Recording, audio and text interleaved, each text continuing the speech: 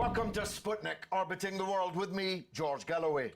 And me, Gayatri. 30 years ago, the Battle of Orgreave took place in South Yorkshire, in England's green and pleasant land. It was not a war, though it looked and felt like one. Instead, it represented the abandonment by the British state of social peace, the militarization of the police in a trades dispute, and the dereliction of journalistic duty by the broadcast media, with which we have sadly become all too familiar. The police attacked the miners. The footage, however, was reversed to show the opposite. Heads and hearts were broken. Society was split down the middle. Something in Britain died that day. The miners were defeated and the slow descent of working-class power to resist began. The result is all around us. The miners, including those bludgeoned at Orgreave, have never received justice. The now discredited leadership of the South Yorkshire constabulary has never been held to account. But the campaign continues, and for the miners of Orgreave, that campaign is led by Barbara Jackson of the Orgreave Truth and Justice campaign.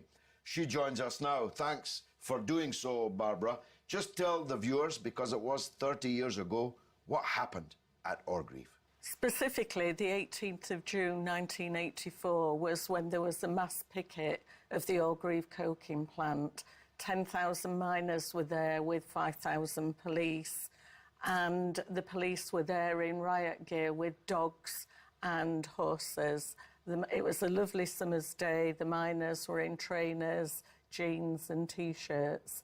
And at the end of that day, 95 miners had been arrested and charged with riot and unlawful assembly, charges that at the time carried a life sentence. And many broken heads also. And many, many broken heads. In fact, some people didn't go to the hospital because they knew the police would follow them there and try to arrest them. And when Gareth Pearce, the solicitor at the time, came up to interview the men in the cells, she was horrified by what she found. She said that they needed doctors and nurses, not a solicitor. And the police's duty of care to people who were arrested had completely, in every way, broken down that day. Of course, it had been a slow burn. The police were increasingly militarised throughout the dispute. Police forces were switched around so that local police were not policing local situations, which was a new thing. The police were acting as a national force for the first time. People were stopped in buses on their way to picket in different coal fields, turned back, again, a new thing. But somehow, Orgreave felt like a bit of a turning point, at least to me. Did it to you? I don't know whether it felt like a turning point, but it's the part of the strike that most people remember. You don't have to go into great detail. Most people are familiar with the name of Orgreave. But we're quite clear as a campaign that there were mini Orgreaves going on all around the coalfields during that strike. But Orgreave was the big set piece with mass numbers of pickets and mass numbers of police.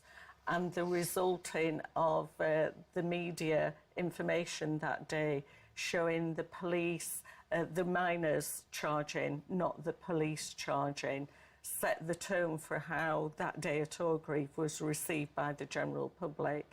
It was a case of who gets their version out first tends to be believed. They were on horses, of course. Yeah, yeah. It was really a cavalry charge. It was a cavalry charge, and like one of the miners said at the time, if you've got a 40-ton horse charging towards you, you don't stop to ask what this is all about. And most of the injuries that the miners received were to the back of the head, the back and the shoulders, because they were just running away. They didn't know what was happening. And the 95 who were picked up and arrested were people who were just there, not doing anything of any consequence. They weren't officials in the NUM. They held, in the main, no branch, authority at a local level. They were just people who were easy targets, picked up, confused, and easy for the police to deal with. Do you recall what the media treatment of the Orgreave battle was like? It was quite shocking. One of the miners who was there that day. When he got home, his parents had already seen the footage, and his mother said to him, "Lad, what on earth have you been doing out there?" Even she, from a mining family and a mining background, accepted the BBC's footage that day that showed the miners charging and not the police. And that set the tone for the rest of the media to follow as the accepted truth of that day. And it was years and years later that the BBC finally apologised, or gave some sort of apology, and put it down to a technical issue that they were using some new film, and quite a low-level technician didn't really know what he was doing with that film. But the media... I can hear a band playing, believe it if you like. A violin. But the media, as the dispute settled down into its longevity and intensity, the media gradually shifted to accepting the government's version of what was happening. And the media played a quite shocking and disgraceful role, especially in the return to work scenario, where they just accepted the cold board figures about the number of men who'd returned to work, and entered into a description of it's a drip, it's a trickle, it's a torrent, it's a rush, and really played, you know, on that sort of imagery, and virtually did the government's job. The leadership of the South Yorkshire Police has since been comprehensively discredited, not for this, but for other crimes and misdemeanours. How much of a role do you think they played in this? Or was this just the zeitgeist? The time had come to attack a huge body of the British working class? Well, the time had come to attack a major trade union. It was already there in the Ridley plan that was outlaid. This was Nicholas Ridley, the Thatcherite trade minister, industry minister. Yeah. Back in the 70s, he laid a list of things out that a Tory government should try to achieve when they came to power, and taking on a major trade union was one of them. But what the country didn't allow for was that the police forces all over the country would come together almost as a national police force, run out of the National Reporting Centre in New Scotland Yard, and guided through that year of the strike by different chief constables. And the police had got a reciprocal arrangement to exchange PSU units, police support units. If one police force needed help, units were brought in and exchanged. And in general, it doesn't appear that the South Yorkshire Police were there at Orgreave. If you look at the police statements from the time, it was police from Bedfordshire and Merseyside and Manchester that were largely arresting people that day. The South Yorkshire Police seemed to be completely out of the picture, and we feel that that was a decision taken with foresight, that the South Yorkshire Police would have to police those communities in the future when the strike was over, so they were deliberately held back at Orgreave and didn't appear to take part in it. Last year, nearly 30 years on, Ed Miliband, the Labour leader, called for an official inquiry. How was that received by your campaign and, moreover, the communities? It's been received fairly positively, but with hesitations. I mean, I shared a public platform at Hatfield Main Pit Club in Doncaster last May with Ed Miliband, and at that private meeting, he made a commitment to an investigation into the injustice of Orgreave, and he then reiterated that on local TV, so it became a public commitment. But an investigation can mean anything that you want it to mean. We as the campaign want a full public inquiry, looking at the policing of the whole strike and the political interference by the Tory government of the day.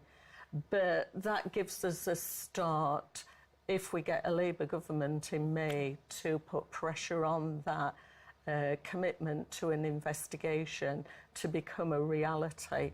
And it means that we as a campaign can play a part in that, because who's going to lead an investigation, what are the terms of reference going to be, and we would want to play a part in Absolutely, yeah. stipulating that.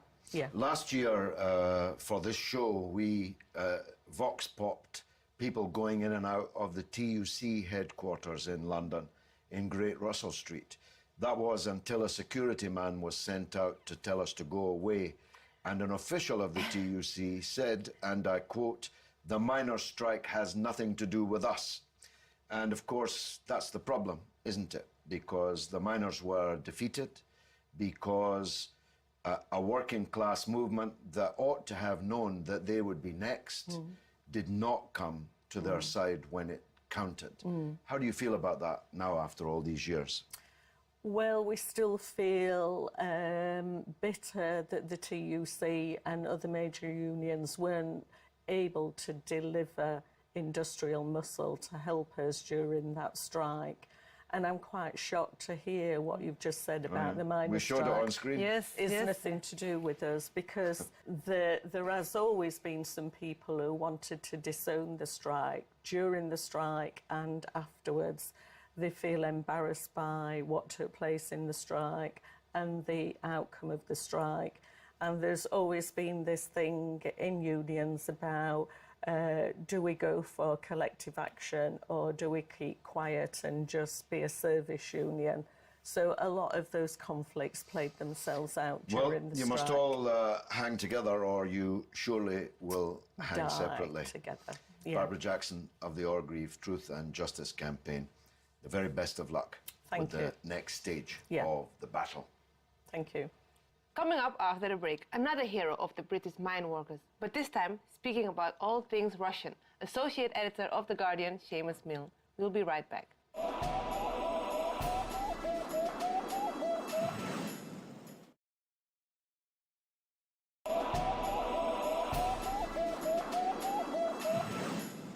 Welcome back to Sputnik. Bombers in the Channel, warships off the coast, Britain's front line being redrawn in Latvia.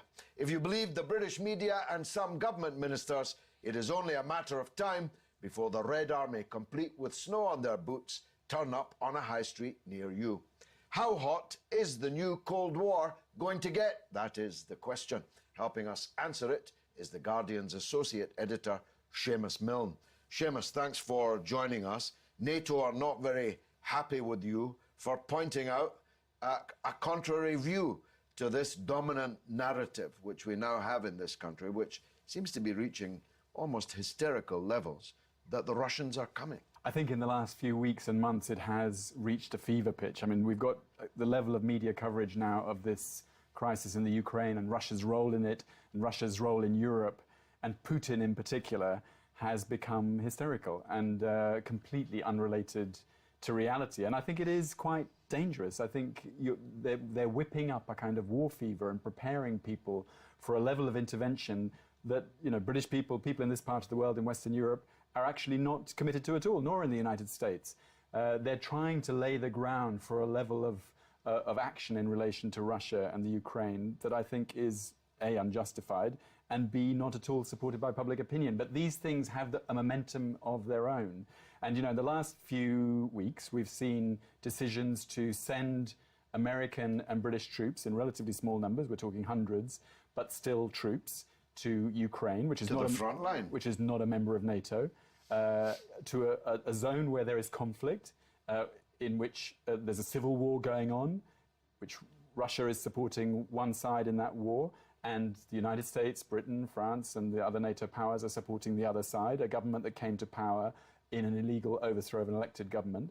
And this is a dangerous situation which can spin out of control. So I think it's necessary for us in this part of the world to be actually much tougher with our own governments and our own military and our own media about the stories they're telling about this situation, because it's something that can lead to disaster. Well, 100 years ago, it did. We got into the First World War because if we didn't do this now, we wouldn't be able to do it later. And it was like a train, really. The war occurred because of timetables, railway timetables. I spoke yesterday in Parliament to Colonel Bob Stewart, former British military commander, now a member of Parliament, and I pointed out to him the rather obvious point, ought to be obvious to him more than anyone, that this confrontation with Russia is, well, a trifle dangerous.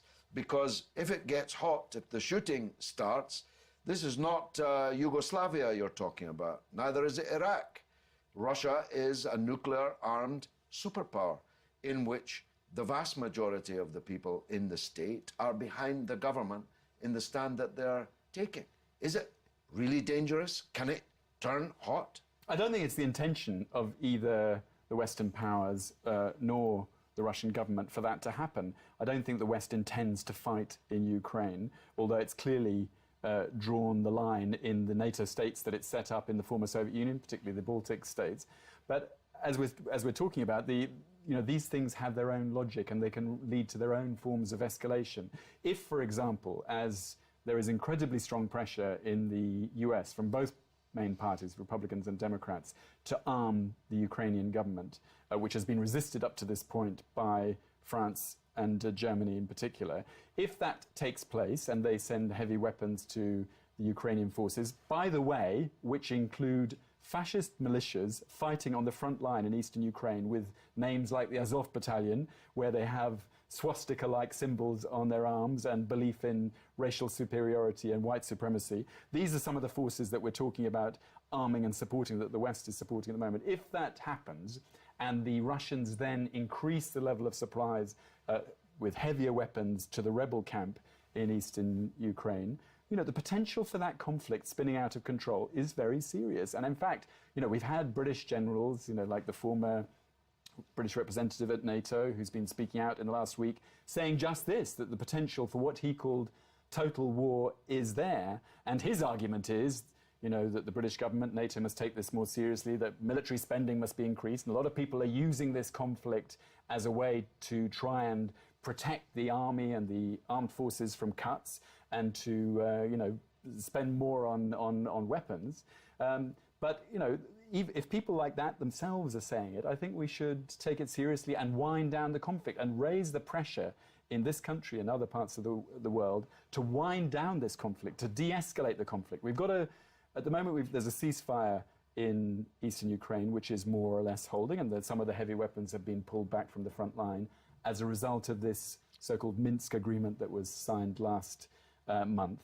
But the sending of troops by Britain and America to Ukraine, to Kiev, actually explicitly breaks that agreement that was signed, the ceasefire agreement. But Article 10 in that ceasefire agreement, the Minsk agreement, stipulates withdrawal of all foreign forces from Ukraine. Yeah. Right. And that is being breached by our own government, by the United States government directly.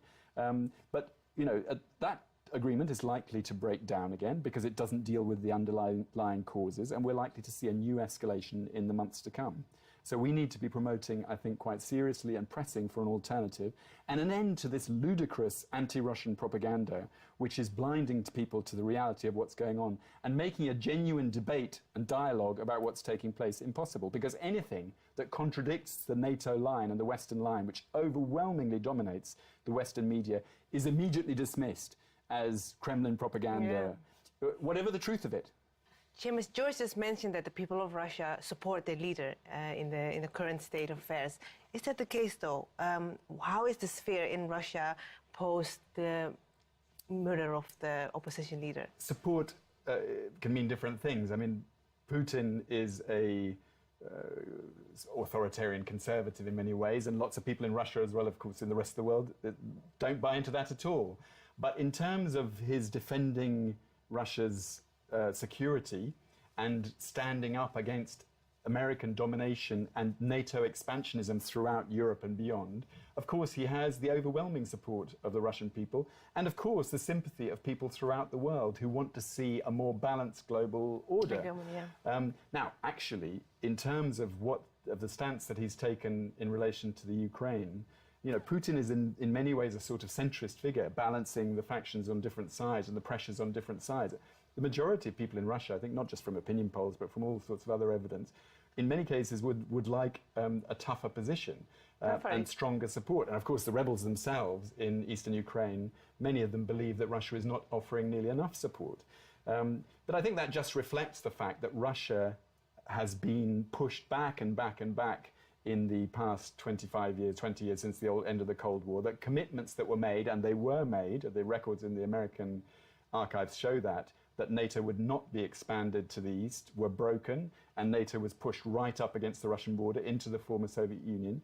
And in the end, Putin has drawn a line on that, and he drew it first in Georgia in 2008, and again in this conflict in the Ukraine, where the West intervened to support the overthrow, the anti-constitutional overthrow of the elected government a year ago, which created this crisis and triggered the rebellion in the east of the country. And that's something which clearly has the support of the majority of people in Russia, and of course many people in the Ukraine. This joker from NATO, I debated him in the Hay on Wye festival, the How the Light Gets In festival. And he had only days before been Britain's representative on the NATO military command. And he explicitly said that British people have to get used to the fact that their sons may have to die in Latvia because that is now our front line. The audience was quite startled, most of whom couldn't have placed Latvia anywhere on the map. And yet, in a way, Britain is sleepwalking into this position. Shouldn't we start a no war with Russia campaign, or Stop the War Coalition really take on this subject? Otherwise, we might end up in the war to the mother of all wars. Yeah, I mean, it's a very dangerous situation. The Baltic states were incorporated into NATO, and now it's said by defenders of NATO and NATO itself that they have every right to join whichever alliance they wish to, which of course at the technical level is true, but that alliance doesn't have to accept them as members, and it has impact on other states in the region, of course. Wouldn't have worked if the Republic of Ireland had joined the Warsaw Pact when it existed. I think you're right. And so what's really needed in Europe is an overarching security system that includes everybody, including Russia, that doesn't exclude actually the biggest country in Europe, but creates a genuine security system for everybody and winds down these confrontations rather than winding them up. We don't want to be in a confrontation with Russia over the Baltic states, and there's no need for that, whatever.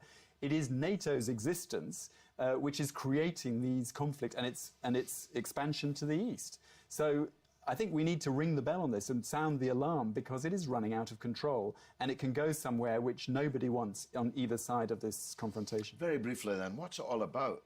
Russia's not a communist country. Putin is not a communist. Russia is a capitalist economy like all others in Europe.